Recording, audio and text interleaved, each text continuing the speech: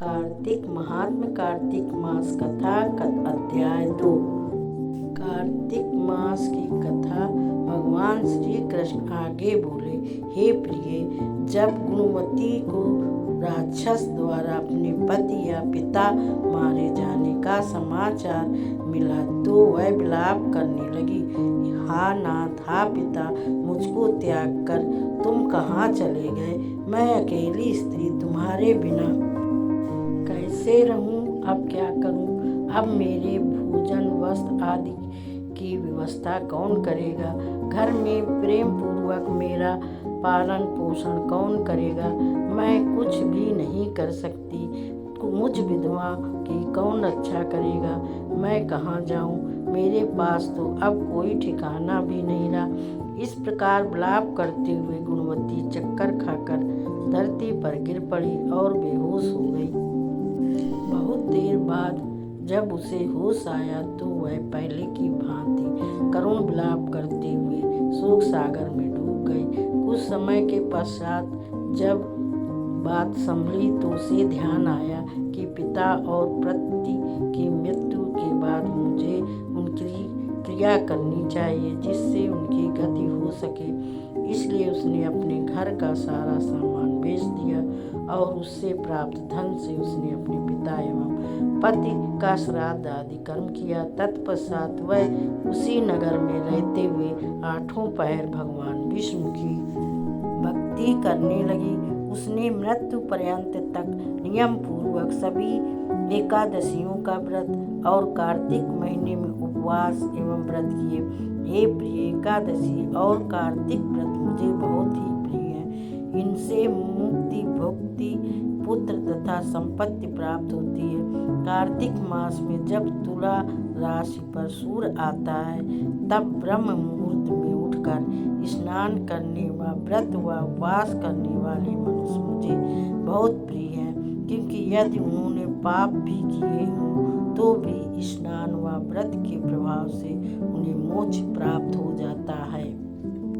कार्तिक में स्नान, जागरण, दीपदान तथा तुलसी के पौधे की रक्षा करने वाले मनुष्य साक्षात भगवान विष्णु के समान है।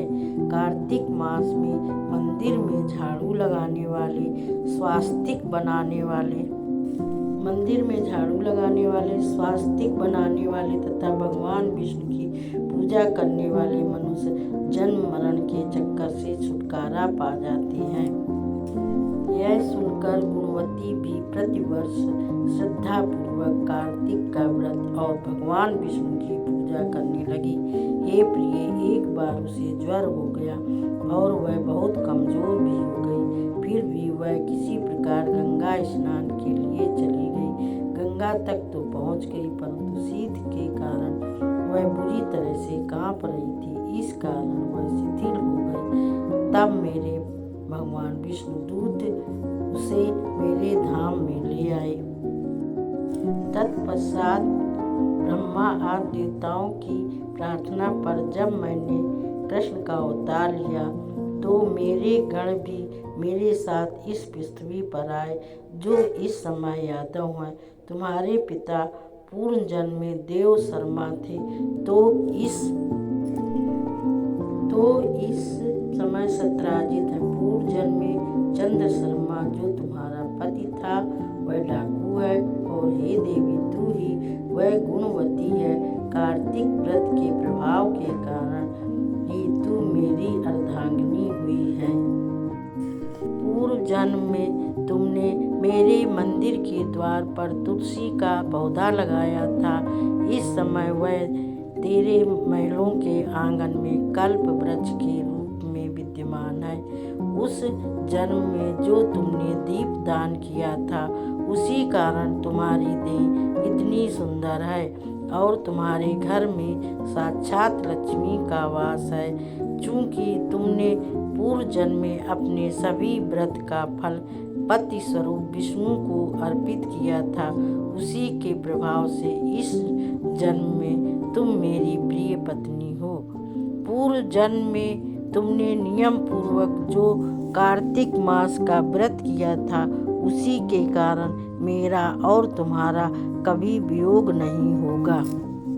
इस प्रकार कार्तिक मास में व्रत आदि करने वाला मनुष्य मुझे तुम्हारे समान प्रिय है।